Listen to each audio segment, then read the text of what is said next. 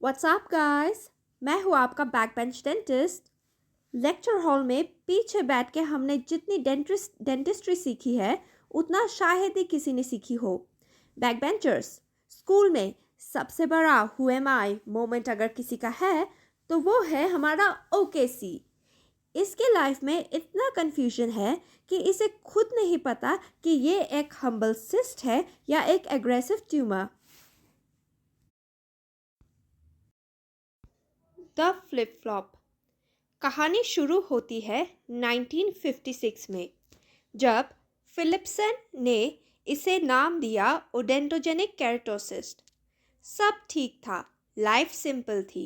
फिर आया 2005 और डब्ल्यूएचओ ने कहा, भाई ये नॉर्मल सिस्ट नहीं है, ये तो बहुत एग्रेसिव है, न्यूप्लास्टिक बिहेवियर दिखाता है, और इसका नाम बदल के कर दिया केसीओटी, केराटोसिस्टिक ओडोंटोजेनिक ट्यूमर।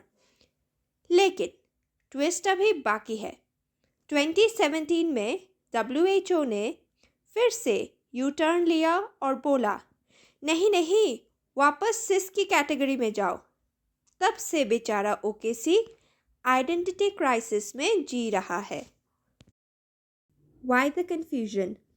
अभी आप समझोगे इसे ट्यूमर क्यों बोला था।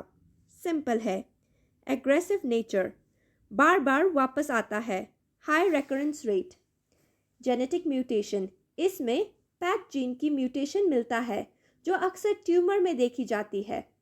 ग्रोथ पैटर्न, ये बाकी सिस्ट की तरह जॉ को फुलाता या एक्सपैंड नहीं करता, बल्कि चुपचाप एंटीरियर पोस्टीरियरली ग्रो करता है। मतलब जब पता चलता है तब तक ये काफ़ी बड़ा हो चुका होता है। The sketchy diagnosis. इसका हिस्टोलॉजी याद रखने के लिए सिर्फ पेस याद रखो। P for parakeratonised lining, wavy or corrugated. A, absence of retirich, एकदम flat junction. C, columnar basal cells, picket fence जो है. And E, easy to detach, basement membrane से अलग हो जाता है इजीली। ये थिन लाइनिंग ही तो प्रॉब्लम है। सर्जरी के वक्त फट जाती है और छोटे छोटे सैटेलाइट सिस्ट पीछे रह जाता है। तो समरी ये है, एग्जाम में अगर 2017 क्लासिफिकेशन पूछा जाए तो इसे सिस्ट ही लिखना, लेकिन इज्जत इसे ट्यूमर वाली देना, क्योंकि इसका बिहेवियर वैसे ही है। अभी हम जानेंगे ओकेसी के टाइप्स, मतलब ओकेसी के रिश्तेदार। इसके 4 टाइप्स होते हैं और हम इन्हें याद रखेंगे सिंपल स्केचेस से। The missing tooth mystery, primordial OKC. Back benchers, पहला वेरिएंट है प्राइमोडियल ओकेसी। इसका सीन सिंपल है, जहाँ टूथ होना चाहिए था वहाँ ये स्नेक बैठा है। मानो टूथ बेचारा डेवलप ही नहीं हो पाया और इसकी जगह ये सिस्ट बन गया। So if you see a cyst in place of a missing tooth, especially the third molar, वो है आपका primordial OKC. The growing up phase, envelopmental OKC.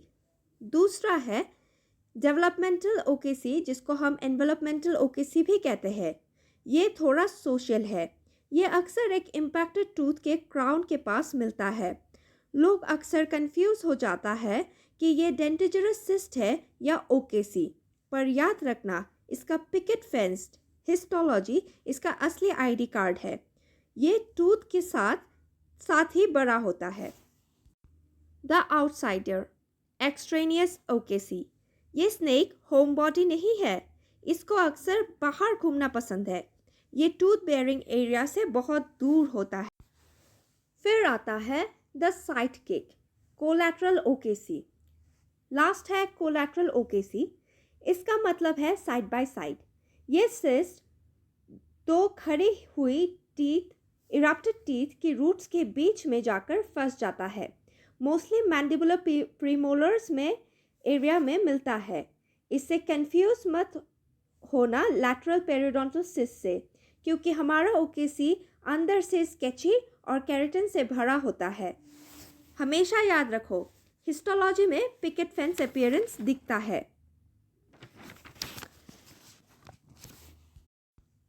पर हमने ओकेसी को स्नेक जैसा क्यों ड्रॉ किया है?